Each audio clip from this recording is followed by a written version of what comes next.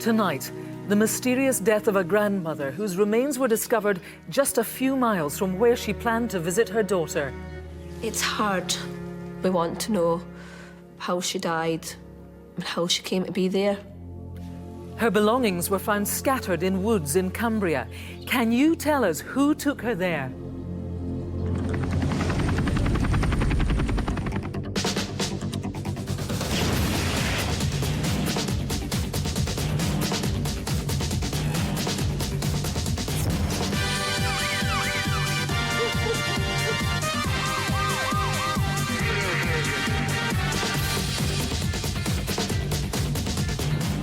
Hello and welcome to Crimewatch. We are live for the next hour and I'm surrounded by detectives, all hoping that you're going to be able to help them tonight. We're going to have more on the strange death of Betty Brown soon, but before we do, let's take a look at tonight's other cases.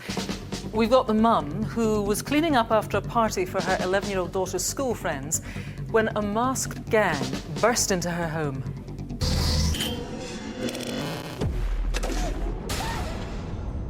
Somebody shouts out, tie the kids up and drown them. So obviously I panicked and I remember begging and pleading, saying, please no, please no, please no. Do you want those kids to get drowned? No, please don't hurt them. Truly terrifying. Police in Brighton want to know who raped a schoolgirl as she made her way home from a Valentine's Day meal this February. I wasn't really wary at all. I just wanted to get home, go to sleep.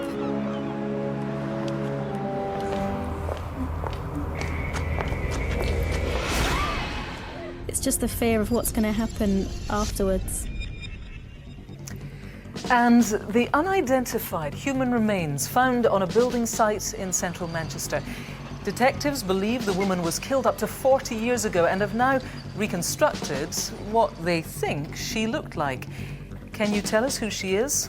We've also got some great news on previous cases, including a life sentence for the murder of a taxi driver, 20 years for a paedophile, and a minimum of 4 years in prison for this attempted rapist whose arrest we filmed just 3 days after our reconstruction of his attack.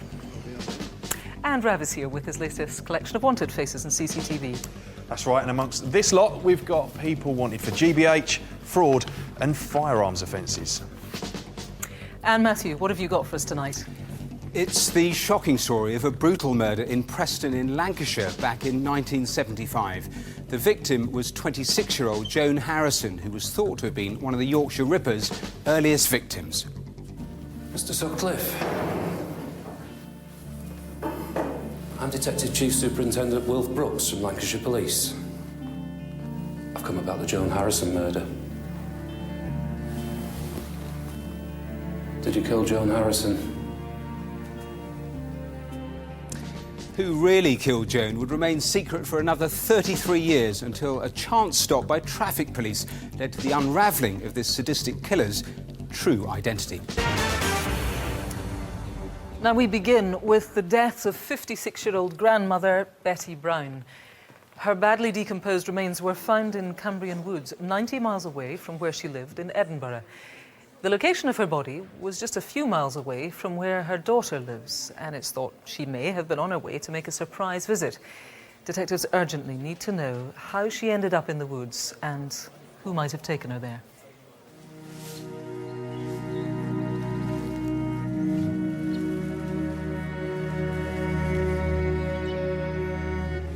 She was just my sister, Betty. You know, I just loved her, really loved her, and I just miss her so much. She was a great mum. She done everything for me. She loved her grandchildren.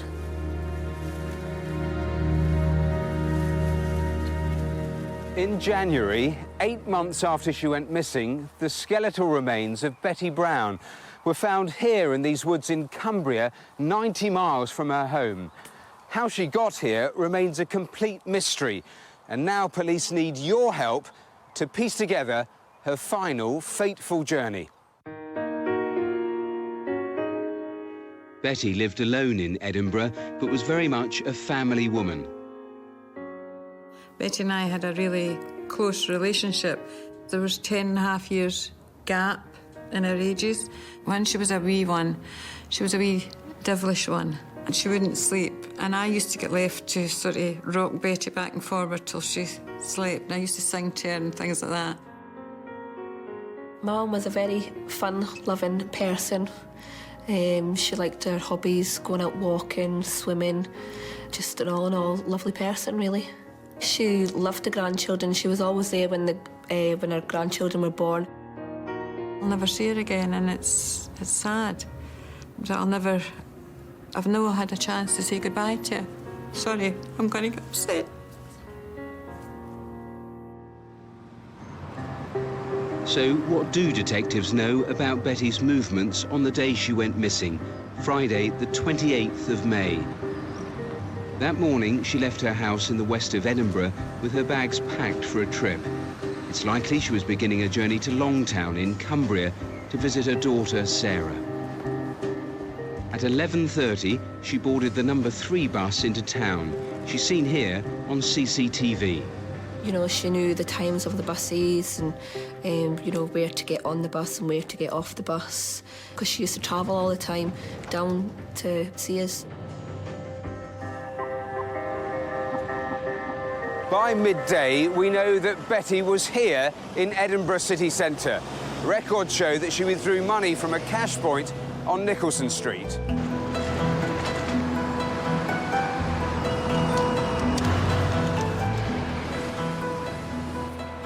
While this is the last thing we know for sure about her movements that day, it's extremely likely she then made her way to this bus stop to catch the X95 to Longtown.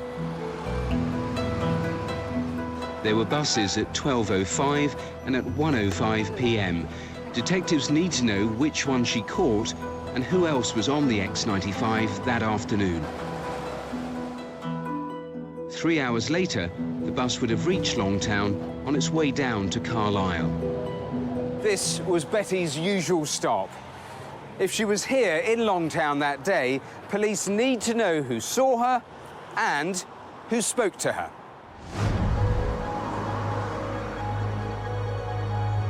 I can't imagine her walking from Longtown, where she would have got off the bus, round to that area on her own. She's either accepted a lift from someone, or she's maybe nipped into the pub when she got off the bus and got speaking to someone in the pub. I don't know. It's, you know, you go through all the scenarios in your mind. I just feel there's something happened somewhere along the lines, and I don't think Betty was on her own. Her body was found in an area of scrubland a mile outside of Longtown. The detective leading the case believes she was murdered. So this area here is where you found Betty, isn't it? Yes, she was hidden in the undergrowth and her body was badly decomposed. Some of her clothing was scattered around the top of where the body was found, but the distinctive black Aldi bags were found some 80 yards away. That leads me to believe that it's highly unlikely this was a suicide or she died of natural causes. And for Betty's family, not knowing is adding to the pain, adding to the anguish, isn't it? Absolutely. They are suffering, and we need to find some answers for them to relieve that suffering and let them move on with their lives. We just want to lay her to rest, you know, so she's in, you know, she's at peace. It's not the not knowing who she was with, who she last spoke to, and what happened to her that particular day. You know, it's just, it's really, really heartbreaking.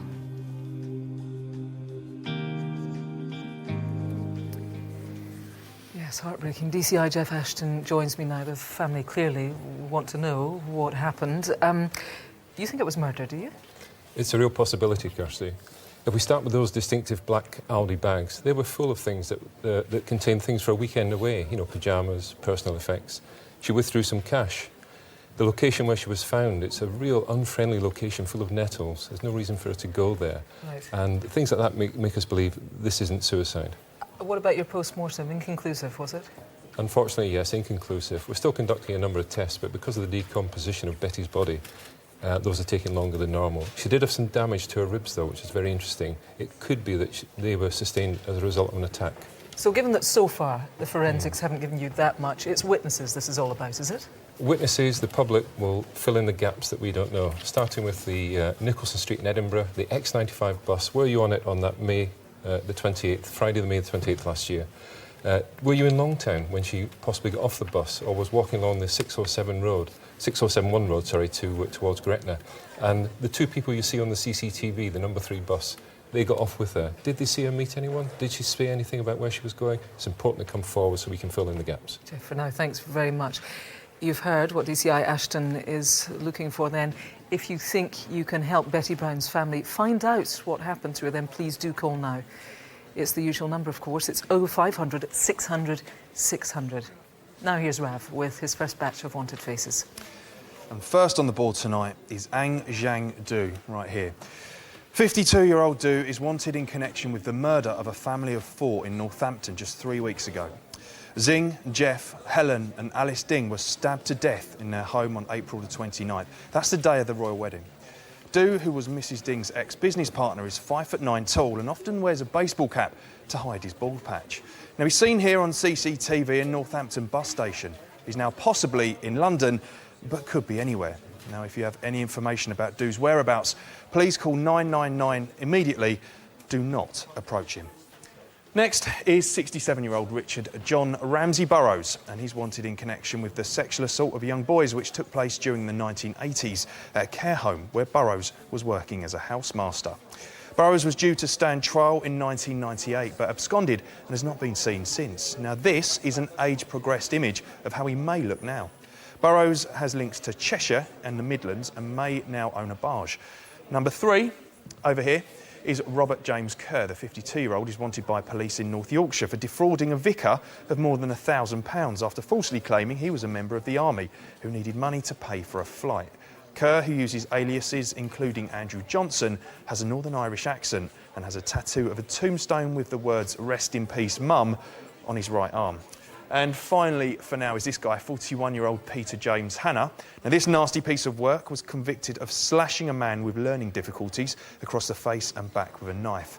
Hanna, who has links with Merseyside, Manchester, Chester and North Wales, has several scars, including one on his left cheek, on his left hand and one on his neck. He's considered very dangerous, so please do not approach him. Just call the police straight away. Now, all of tonight's wanted faces are on the website, which is bbc.co.uk/Crimewatch, and if you know where they are, 0500 600 600, or you can text us on 3399, type crime space and then your message. Really important to leave that space where your message just won't get through.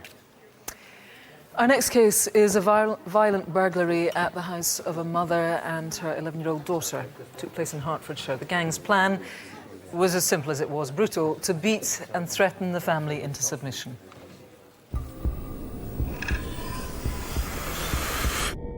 I obviously don't feel as safe as I used to. I used to feel very safe. I'm always wondering what's out there, or if somebody's watching. This is Lorraine Mitchell's home in Essendon in rural Hertfordshire.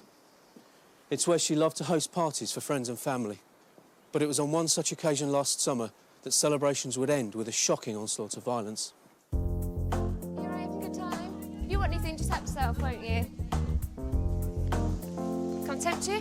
Oh, I'll see you've already got some. Here you go, guys. It was my daughter's last year at a primary school, and I hosted the Year 6 leavers party. They normally get a hall and it costs quite a lot of money and everything, so I said, look, I'll do the venue. It was good weather, luckily.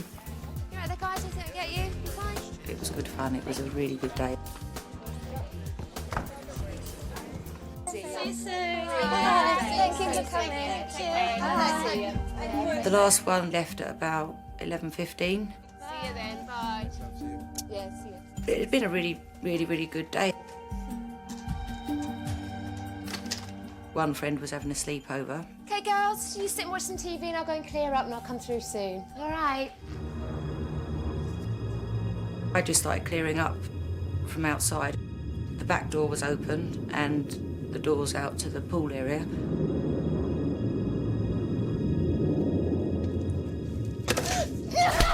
Get down!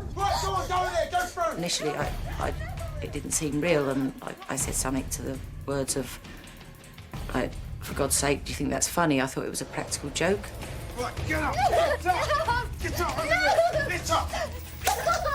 He gave me a couple more belts, and he just kept asking, where is he? What's your name? And I said, Lorraine. What's your name? What's your name? And he gave me another whack and said, no, your name, obviously meaning Mitchell, my surname. So I gave him the name Mitchell. Lorraine Mitchell! What made it even worse was I knew I didn't have anything to give them.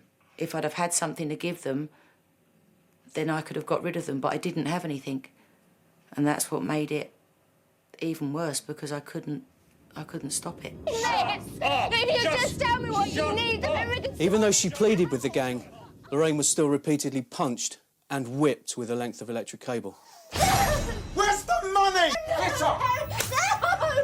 Obviously, I was in pain, but all I could think about was, oh my God, where are the kids? Stop. What was that? I don't know. Get up! I already knew at this stage, because they'd already been hitting me, they were obviously capable of a lot of violence towards me on my own, and would they do that to the children? Where's your dad? I don't know. Where's your dad? He's not here. You two, come with me. Come on. You're coming with me. Move! And then somebody shouts out, tie the kids up and drown them. So obviously I panicked, and I remember begging and pleading, saying, please no, please no. Get over it. Right, listen. If you don't tell me where the money is, those kids are going in the pool and they're getting drowned. Where's the money? One of them walked back through the kitchen past me with my daughter and her friend, and he ushered them through. He wasn't hitting them, but he just ushered them through, and my daughter was saying, Mummy, Mummy. And I don't know where he took them at this point. Through there, through outside, outside! Will you shut her up? Do you want those kids to get drowned? No, please don't hurt them. But get in there, sit down, shut up. Right, you stay over there, keep them quiet. Just stay where you are. They dragged me to the garage, like kind of by my hair and my top of my jumper. Right, get in there, get. I said, there's a safe there, but there's nothing in it. Where is the key? I don't know where the key is. Right, go on, just try and get it open. Move. And he had an axe, and he was trying to axe into the safe, which obviously wasn't going to happen. And the axe was rotten, so the head fell off of it, which made him even more angry. And he was just like, he was possessed. He was going crazy, because I think they thought that was their pot of gold. Move. One of them took me outside, sat me down with the children. Sit down, shut up. And he said, don't look at me, look at the children. It's all right now, you're okay. And I heard my car drive away.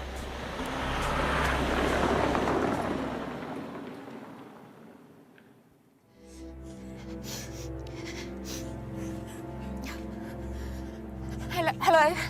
Yes, Lorraine Mitchell. I've just been burgled by a load of people in masks and stuff, and they're beating me up and threatening my kids. They hurt me big time, they're beating me up badly.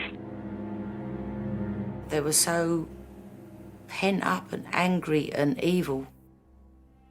If they were capable of doing that to a woman on her own with 2 kids in the house, then they'd be capable of anything. I wouldn't wish that on my worst enemy, and they don't deserve to be out there and given the chance to do it again. The expensive car the gang stole from the driveway was dumped just a few hundred yards down the road, and they stole little of significant value during the raid. So what were the gang really after, and why did they use so much violence towards a mother at home with 2 young children? We need to know who they are and why they did it. Tie the kids up and drown them, they said. Despicable. Well, Detective Inspector Stuart Orton joins me now. Thanks for joining us, Stuart. So, when the gang got into the house, everything seemed very chaotic and a bit odd. It did, Kirsty, yes. The motive for the attack is still unclear because they didn't actually specify what they wanted. They initially seemed to be clarifying that they were in the right house, But then they made a half-hearted attempt to break into the safe, and they didn't have the right equipment to do that. Maybe a couple of distinctive things it's worth mentioning. There was they almost looked like homemade balaclavas and also a pair of gloves. Yeah, all of them were wearing gloves, gardening gloves. We've got an image of those gloves. Let's talk about the level of violence then, Stuart. I mean, to actually handle this is horrifying. This woman was whipped with a length of electrical cable. I mean, tell us more about this thing. Yeah, I mean, it's a crude design. It's clearly been adapted to cause a maximum amount of injury.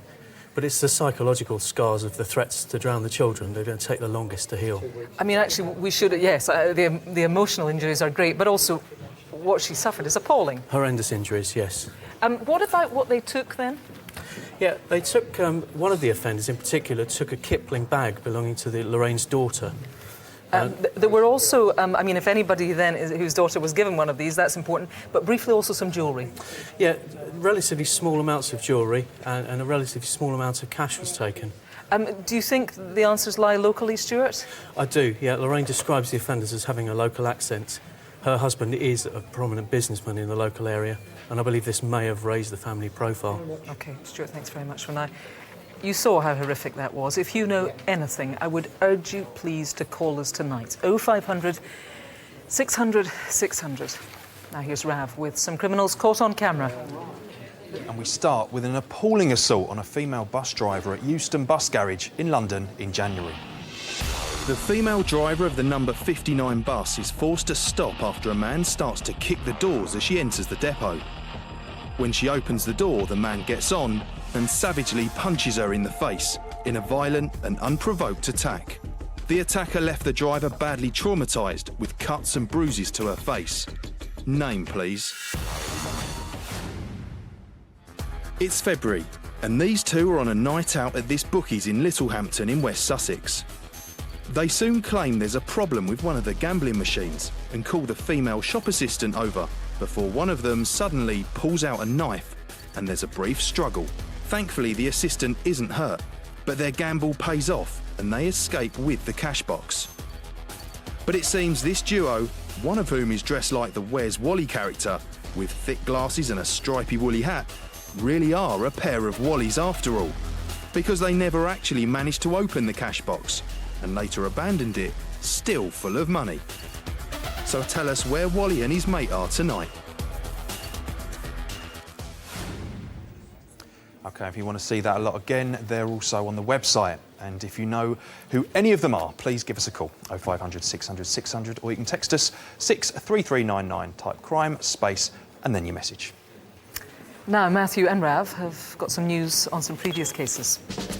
Well, we start tonight with some excellent news about a case we featured last October. We appealed for information after a woman was sexually assaulted while walking her dog at the Elscar Reservoir near Barnsley in South Yorkshire. Well, just 3 days after the programme, our cameras were given exclusive access as 48-year-old David Brian Thompson was arrested at his home in Rotherham. Well, last month, Thompson was given an indeterminate prison sentence with a recommendation he serve at least 4 years. Great news. And next, this footage shows Raymond John Gunnell being booked back into custody at a police station in Kent after being extradited from Spain. The 41-year-old had been on the run for 10 years after breaching the terms of his parole. He was originally sentenced to life in prison for the murder of his 19-year-old girlfriend in Grimsby in 1989. Gunnell was arrested in Spain after a tip-off from a Crimewatch viewer who saw him on a Wanted Faces board back in January last year. He'll now serve the remainder of his sentence in prison. Nice one.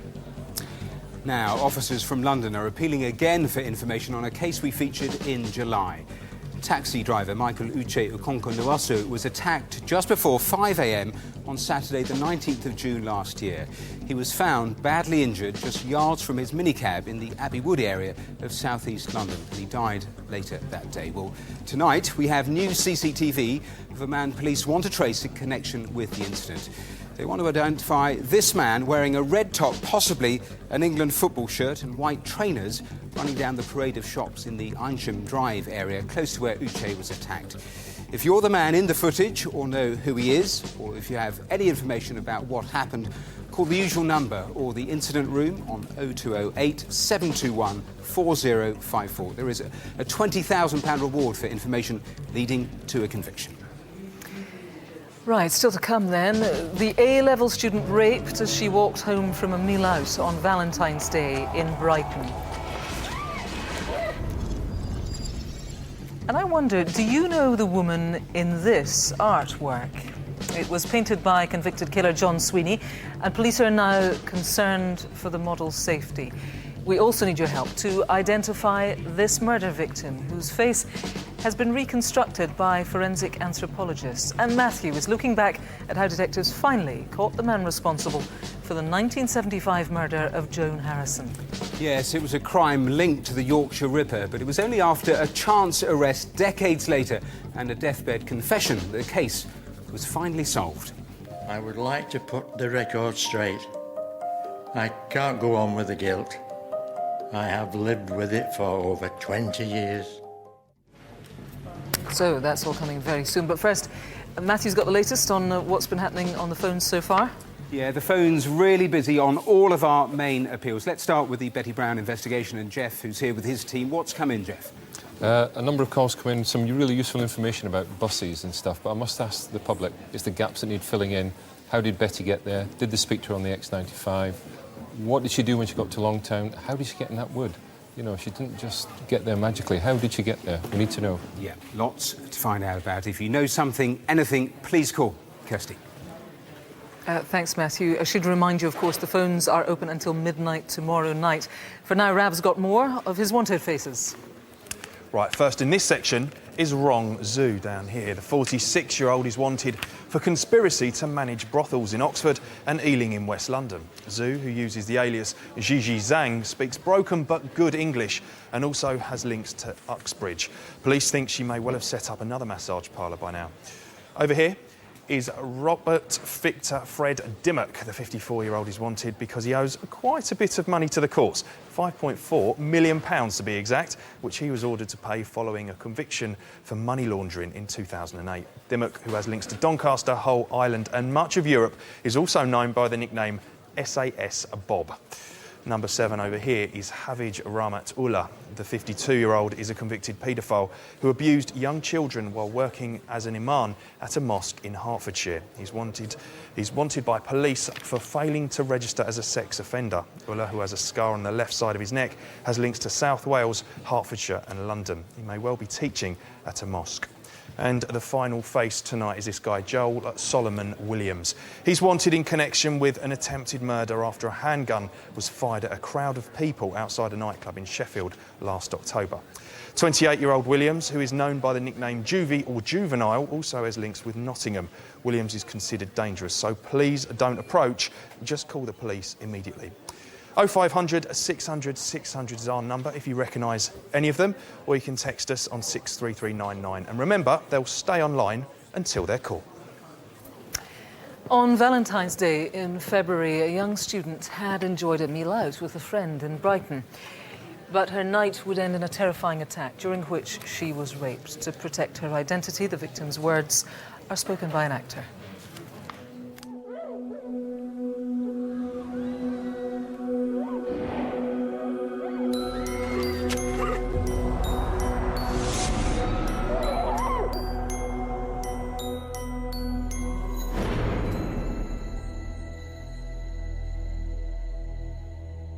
This is Brighton, a lively city with many popular attractions and a diverse nightlife.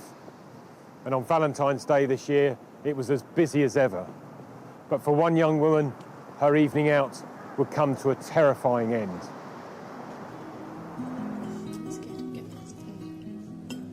I had met up with a friend for supper because it was Valentine's evening.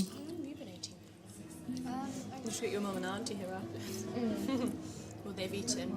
I think so. I think they've gone to a restaurant somewhere. Oh, can I borrow your phone a second? Yeah, sure. Left mine at home. Well done. Just need to text my dad, tell him I'm on my way. Oh, fair enough. It's a shame you can't come to the club tonight. Yeah.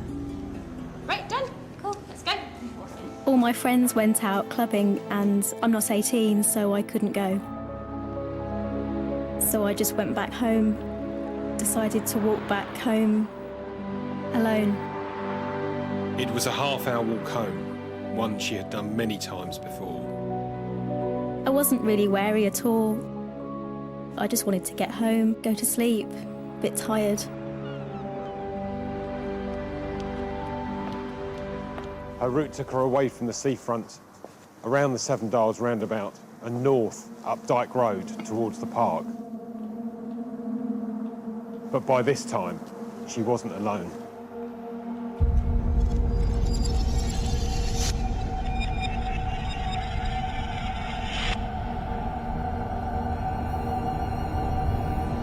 And I was aware that there was a man behind me, quite far away from me, so I just crossed the road.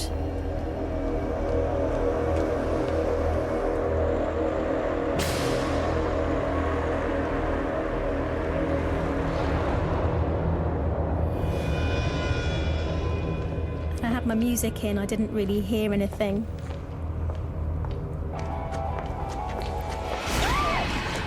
And I got dragged across the road, and I couldn't really breathe.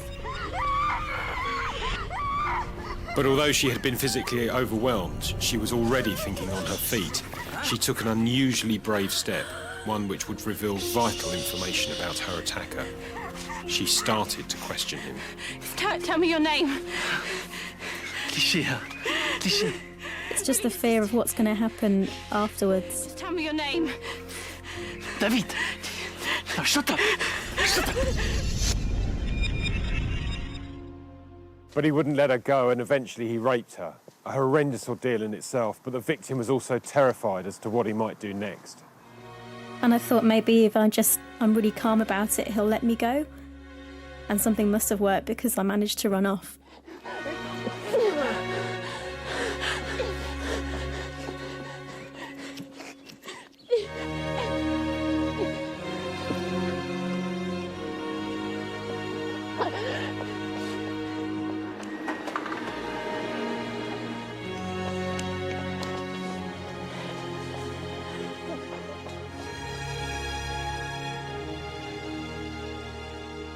You hear about people doing self-defense and stuff, but I just couldn't do anything in that situation.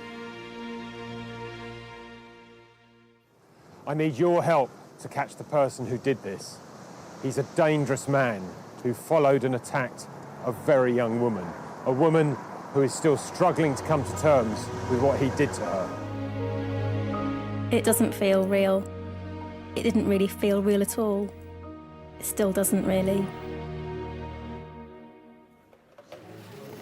Really horrendous. Well, we're joined by DCI Trevor Bowles from Sussex Police, who we saw in the reconstruction there. A terrifying attack on, we have to remember, a very young woman here.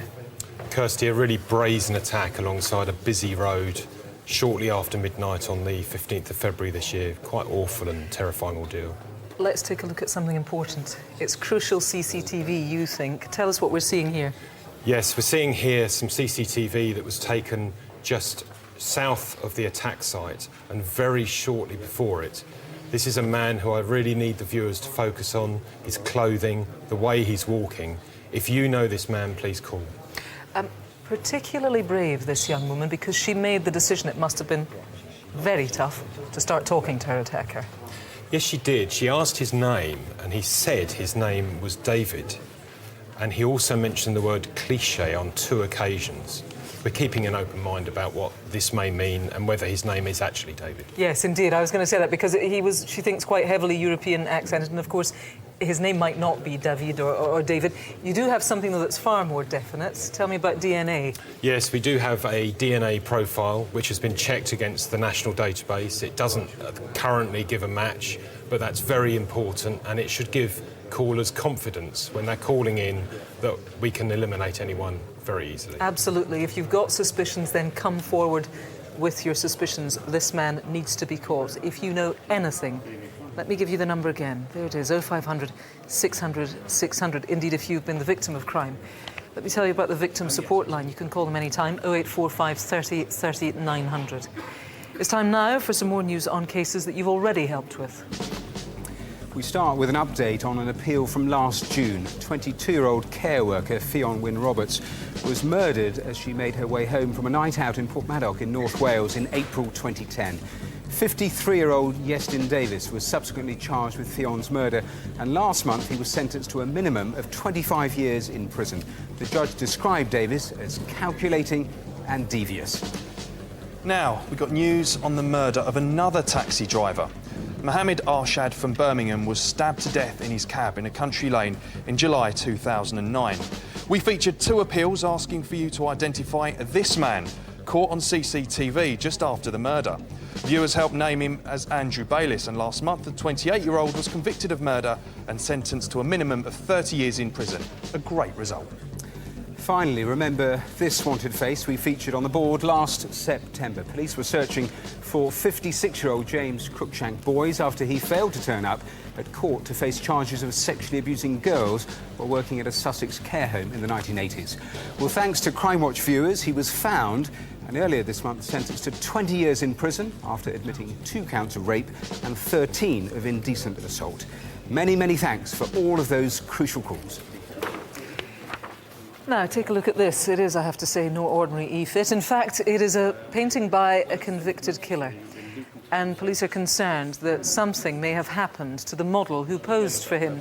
The artist is John Sweeney, who last month was sentenced to life in prison for killing 2 women, Paula Fields and Melissa Halstead. We featured the investigation into their deaths just over a year ago. And the detective who led that inquiry was DCI Howard Groves. He's here again tonight to explain the significance of the painting. Before we get to that, just fill us in a little bit, remind us of the background of this case. Sweeney killed Paula and Melissa. He removed their hands and heads and then he dumped them in canals. A joint investigation was conducted between the UK and Dutch police officers, during which a large quantity of artwork was recovered. And we know that Sweeney was consistent in ensuring that he sort of documented his life through his artwork, and that's primarily the reason why we're here tonight. Now, let's start with 3 women that you are particularly interested in. Here they are here. Take us through them. Yes, First of all... Irani, we believe that she was from Brazil and was in her mid-40s at the time, between 1996 and 97, that she had a relationship with Sweeney. Then we had somebody called Maria, who was from Colombia, and she would have been about 10 years younger, in her mid-30s. And she also was in a relationship with him for about 6 months. And then the third individual is a female who we know was studying to be a nurse. She was an avid churchgoer, and then in the early 80s, she left to go to Switzerland to work as a nurse. And it may be that these individuals are alive and well, but obviously we need to ensure that that is the case. And what about this woman here? 1985 London is depicted on that artwork of Sweeney. One strange thing is that he normally wouldn't identify who's drawn or painted, and he hasn't under these circumstances. So it could very well be that he took that from a magazine, and therefore there's no special issues as far as we're concerned. But we would like to try and identify that individual if we can, in order for us to sort of fill in certain gaps in relation to the investigation. OK, so it's a highly detailed investigation, and all of the details you've given us tonight, and a little more detail besides, is on our website, so people should log on if they want to just look at that information. Correct. Thanks, Howard. Did you know John Sweeney then in the 1980s, the 1990s? Or do you recognise the descriptions of any of these women? If so, please do pick up the phone. Now, Rav has got some more CCTV. Yep, and we start this time with some cash point crooks. This is Huntingdon in Cambridgeshire, where this gentleman is about to use the supermarket cash machine. As he enters his PIN number, he is ambushed by 2 men when one of them starts waving a newspaper in front of his face. While the victim is distracted, the other man manages to withdraw £200. The thieves casually start to walk off, but they've been spotted by the CCTV operator, as well as the store's security guard. They decide to make a run for it, almost getting run over in the process. These men deliberately chose someone they thought was an easy target. Don't let them do it again. Tell us who they are. Inside Ham Hill service station in Snodland in Kent, also in February. A man walks in and approaches the cash desk, wanting to pay for some cigarette papers. But his good intentions go up in smoke, because as the cashier opens the till, he leans over the counter and helps himself to the contents. Stub out his criminal ways and name this money-grabbing thief tonight.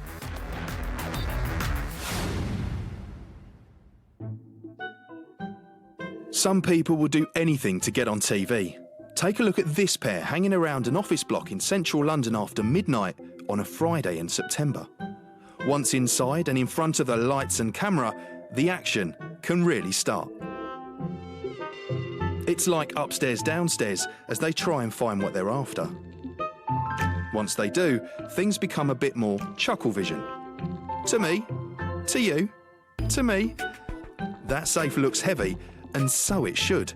It contained a haul of gold jewellery and watches worth more than 50 grand. So don't ruin their chances of stardom. Let's have their names so we can tell everyone who they are. You know what to do. 0500 600 600, or you can text us on 63399, type crime, space, and then your message. Now, you might remember last February we appealed for your help to identify the female remains of a murder victim. She was found by workmen on a building site in Manchester in an area locally known as Angel Meadows. Well, more than a year later, still not known who this woman is, but there is now a lot more information which police hope could reveal who she is and how she ended up there. DCI Joanne Rawlinson is leading the investigation, and she joins me now. Thanks for joining us, Joanne. Just remind us of the background to this case. The remains were found in January 2010. We know that this woman suffered a blunt force physical assault just prior to her death. As a result of the appeal last year, we had a number of lines of inquiry, which we've now followed up, but unfortunately we still don't know her identity. OK, you and your team have been doing a huge amount of work on the skeleton itself. What have you managed to find out? We've been working closely with forensic anthropologists. We now know that she was aged 18 to 30 years. She's most likely European origin, between 5'3" and 5'6", and that she would have been a modern-day size 12. We now know that her upper right first premolar tooth was missing, so that would have been obvious when she smiled. We've also carried out carbon testing on her teeth and bones, and that leads us to believe that she was now born between 1950 and 1954. We believe that she was murdered in 1970s or the early 1980s. It's really incredible that you can be that specific, and really useful information. You've also done this, again, I mean, really impressive facial reconstruction. Tell us about that. Yes, it's a forensic reconstruction. I'm hoping that people tonight, I'm urging them to have a close look at her face and see if they can recognise her. We do have this lady's DNA, so that if anyone believes that she may be a relative, we can easily establish if there's any family links. And what's this about, this picture here? Yes, we've used a little bit of artistic licence with this with regard to the hair and the eyebrows, but I'm hoping that this image, together with the model head, will jog someone's memory. Yeah, and together with all the other jigsaw pieces. I mean, that's the thing. There are a lot of details. If people put them all together along with this, then it could be the key. What about what was found with the skeleton? We actually found this pinafore dress. We now know that this was cheaply made. It was manufactured between 1973 and 1976. Okay. It would have been widely available on market stalls and in high street shops. We also found a skinny rib blue jumper and a pair of tights. What we can say is that our victim was not wearing the pinafore or the tights at the time that she was found, which leads us to suspect that it might be a sexually motivated attack. And the car carpet, just briefly, could be really important. Yes, we've found some mid-blue carpet which was cut into 9 individual pieces, very distinctively. We believe that they're cut to fit a vehicle. We now suspect that that vehicle is a Ford Cortina. OK, so lots of really detailed information. Let's hope it gets your result tonight. Thank you. Joanne, for now, thanks very much. Do you recognise the woman? Do you know what happened to her? If so, please do call us here tonight. The number's 0500 600 600. And again, you can find out lots more information, lots of that detail. It's heavy on detail on the website. Now, if you have ever wondered when or whether detectives ever give up on these sorts of investigations, then our next case says a great deal. It goes all the way back to 1975, to the murder of a young woman in Preston, in Lancashire. The inquiry at the time was huge. It involved nearly 200 detectives who interviewed around 30,000 people. One of them was, in fact, the Yorkshire Ripper, Peter Sutcliffe. But it would be another 33 years before the police would know for sure who really killed Joan Harrison.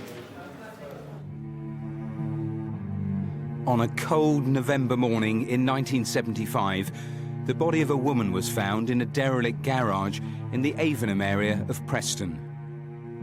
Her brutal murder would become one of Lancashire's most notorious and longest-running cases, lasting over 3 decades and leading detectives on a trail to one of Britain's most infamous serial killers. But now there is no doubt that the Ripper has claimed his latest victim. What have we got? Murder boss. But now detectives can finally close the file on this gruelling 35-year murder mystery. We've got a name. Joan Mary Harrison. Joan was a 26-year-old young mother when she met her death. She lived in and around Preston for most of her life. I think her family would forgive me for saying that she'd fallen on hard times. She was addicted to alcohol. We know she was addicted to cough mixtures. And I think life in 1970s Preston would have been pretty tough for Joan. On the night of her murder, Joan was last seen near the centre of Preston, looking for a late-night drink. It was the last time she was seen alive. 2 days later, Joan was discovered by a passerby.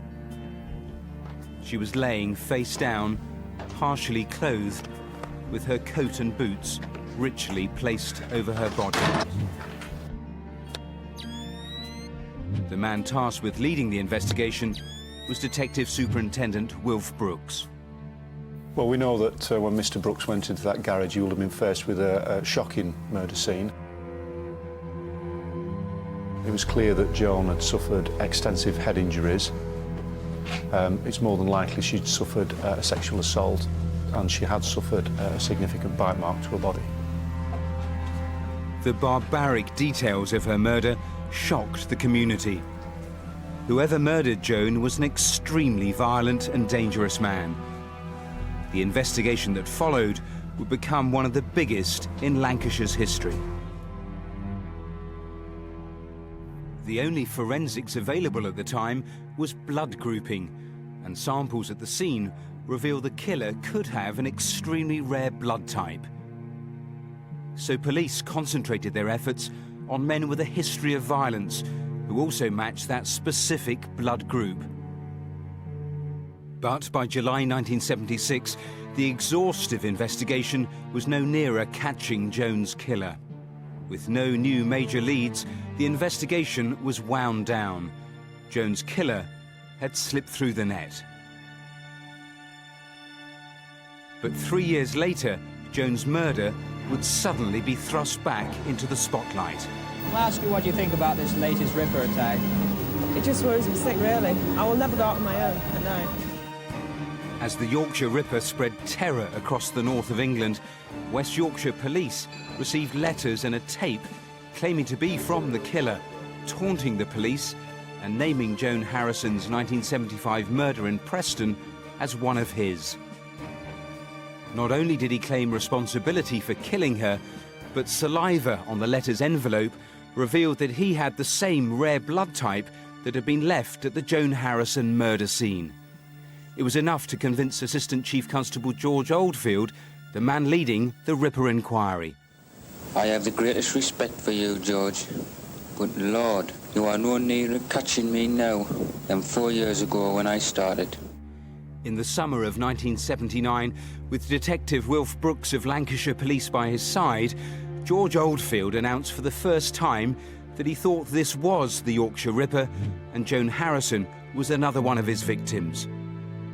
But what the public didn't know was the man sitting next to George Oldfield had serious reservations that the murders were linked. I understand from Mr. Brooks that he had actually met prior to the press conference with George Oldfield and expressed some doubt that the Joan Harrison case was actually connected to the Yorkshire Ripper case. Sutcliffe, covered by a blanket, was then rushed. But in January 1981, with Peter Sutcliffe in custody and the letters and tape finally discredited as a hoax, Detective Brooks got the chance to ask the Ripper face to face.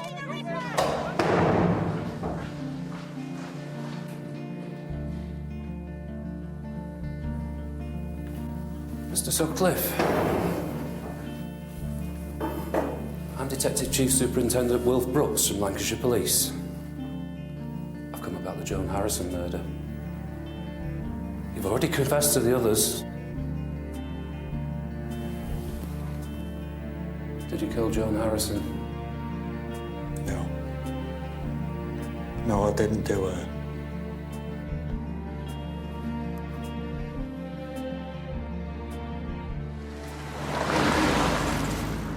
Sutcliffe had been ruled out of the Joan Harrison investigation, and detectives were back to square one. It would be a further 29 years before the true identity of Joan's killer would finally be revealed. Murder inquiries are never closed, and in this particular case, the constabulary has been determined to bring it to a conclusion. Lancashire's worked very closely with the Forensic Science Service to unravel what has always been a very complex forensic picture. From 1997, new DNA techniques were able to conclusively rule out key suspects in the murder, including Peter Sutcliffe and John Humble, the hoaxer found to have sent the Ripper letters and tape. Then, in 2010, after identifying a number of different DNA profiles, the team finally had a breakthrough. The key was to be able to look at the photographic records of the scene and the forensic notes. It quickly became obvious, looking at the evidence holistically, that one particular DNA profile stood out as being potentially that of the killer. And when they loaded that profile onto the DNA database, they got a hit. 2 years earlier, a man had been arrested for a drink driving offence in Leeds and his DNA placed on the database. That man was 60-year-old Christopher Smith.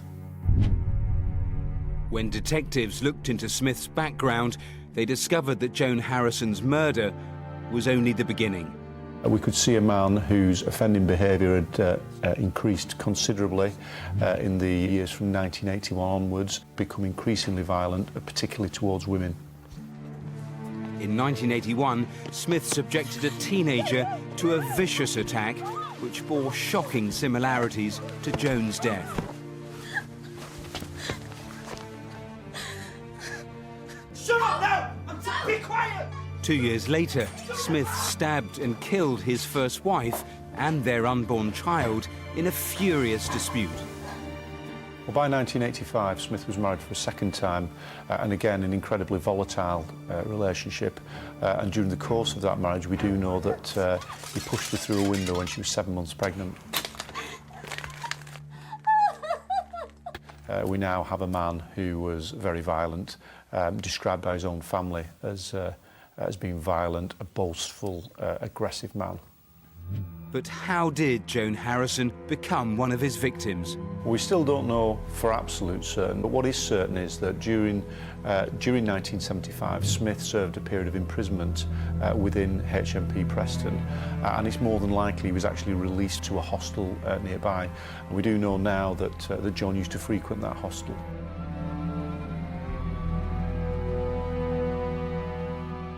Remarkably, whilst again serving time, Smith had actually been interviewed as part of the original investigation. Smith had been interviewed in the months following Joan's death because he had stolen a lady's handbag. But at that time, it wasn't apparent that he was a violent man. He just presented as a petty thief, and as a consequence, he was discounted from the inquiry. With the pieces of the jigsaw falling into place, all detectives needed now was Smith himself. But just 6 days after his arrest for drink driving, he was dead. Smith died in 2008 after a long battle against cancer. Now, of course, as a senior investigator, it is some considerable personal regret that he didn't have the chance to stand trial for this terrible crime. However, when detectives recovered some of Smith's belongings, among them, hidden away in a drawer, was a scrawled 3-page note. I would like to put the record straight. I can't go on with the guilt. I have lived with it for over 20 years. We found a note, which to my mind is clearly a confession note. And it's significant for me that he wrote that letter the day before he died. He talks about being remorseful for things that he's done, and he's clearly concerned about the law catching up with him. After all these years, racked with guilt and dying of cancer, Smith finally confessed, begging forgiveness for his terrible crime. There's no question that had Smith been alive today, he would have been charged with Joan Harrison's murder, and I've every confidence he would have been convicted of her murder. And I can only try to imagine the sense of sadness that Joan's family have carried over all these years, and I truly hope it brings some sense of closure for their tragic loss. What a lot of twists and turns, and finally, after 3 decades, an answer. finally. It was a massive investigation, thousands interviewed and swabbed, but never a breakthrough. This case became so entwined with the Yorkshire Ripper inquiry because of the blind alley of the hoax. In one of the first letters to George Oldfield, it taunted him. It said, "Up to 8 now, you say 7, remember Preston 75, a reference to Jones' murder." And George Oldfield convinced himself that the tapes and the letters were genuine, and of course they weren't. Talking to detectives, what did you find out about Christopher Smith, the man? Well, he was born Alexander Smith in Londonderry in 1947, had a lot of aliases. Even as a boy, he frightened his own family with his explosions of violence. He was a petty criminal, he was an alcoholic, and you saw he killed his first wife, he almost killed his second wife, he kidnapped and threatened to kill his third wife. I mean, a frightening character. Truly. What do you make of the deathbed confession? Well, it was quite self-serving. It was all about him, the guilt he'd carried, how much he loved his family, how he'd been out of trouble for the last 20 years. Actually, the police and his family say the violence never stopped right to the end. You know, sometimes justice can be less than perfect. He escaped prison, but for Jones' family, at least they now know who killed her. And I suppose that's something. Thanks, Matthew. Now, we've just got time for a final update on tonight's calls with Rav. Wow, they've been really, really busy tonight. Let's start with the Betty Brown suspicious death. The grandmother from Edinburgh. We've had a number of calls and texts coming in, but importantly, a witness has come forward from the bus. The police wanted to identify a witness from there. They've come forward and explained who they are, so let's hope that leads to something encouraging there. Brighton rape next. Valentine's Day 2011. 30-plus calls come forward. They're coming in thick and fast. 2 possible names put forward for the person in the CCTV that the police want to identify. Lots of information about the phrase cliché that could possibly be Eastern European for shut up or be quiet. Still need more names, though. Remember, there's forensic evidence, so they can eliminate very, very easily. Now, I've just got time to tell you that one of our cases has already resulted in someone in custody. To find out who that is, join us in the Update Show. Right, well, pretty incredible. That's everything for now. Details on all of tonight's cases, including the full reconstructions, are, of course, on the website, bbc.co.uk/Crimewatch. We're not going to be away for long. Next week, we have got a special episode of Crimewatch on the Streets, where we investigate the criminal networks that use slave labour to make millions. That's next Tuesday at 10:35 right here on BBC One. You should check listings for some regional variations. Then Rav is going to be with you every weekday for Crimewatch Roadshow. That starts on the 6th of June. Remember, the phone lines do stay open until midnight tomorrow, so there's still plenty of time to call. We're going to be back again 35 minutes after the news with an update. Do join us then if you can. For now, bye-bye.